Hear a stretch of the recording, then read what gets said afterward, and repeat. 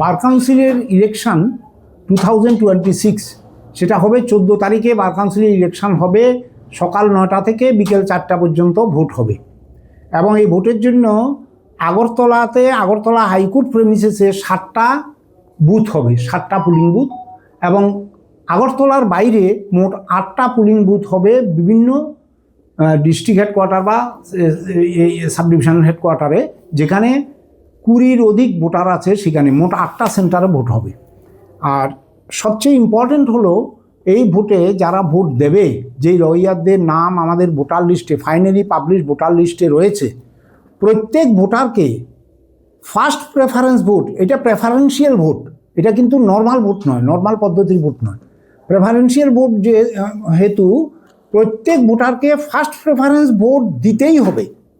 এবং first preference vote যদি না দেয় তাহলে এই ব্যালট পেপারটা বাতিল হবে। আর ফার্স্ট প্রেফারেন্স ভোট একজনকেই দিতে হবে, এটা দুইজনকে দেওয়া বা একের অধিক দেওয়া চলবে না।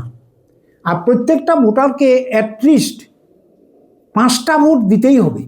মোট আমাদের 15টা সিট, 15টা সিটের মধ্যে একটা কোঅপ্ট করবে by Bar Council of India, সেটা একটা সিটে ভোট হবেই না।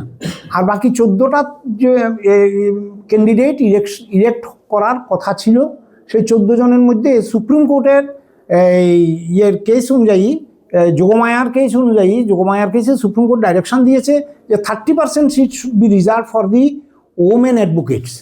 এবং এর কারণে 3টা পোস্ট রিজার্ভ থাকবে মহিলাদের জন্য। এবং এই আমাদের যখন নমিনেশন আমরা ইনভাইট করেছি তখন মহিলা ক্যান্ডিডেট ছিল 3 জনেই। ফার্স্ট প্রেফারেন্স ভোট দিতেই হবে, ন্যূনতম 5টা ভোট দিতে হবে। এবং ভোটটা কাস্ট করবে ইন্ডিয়ান ইন্টারন্যাশনাল নিউমেরিক্যালসে, অর্থাৎ 1, 2, 3 এরকমভাবে।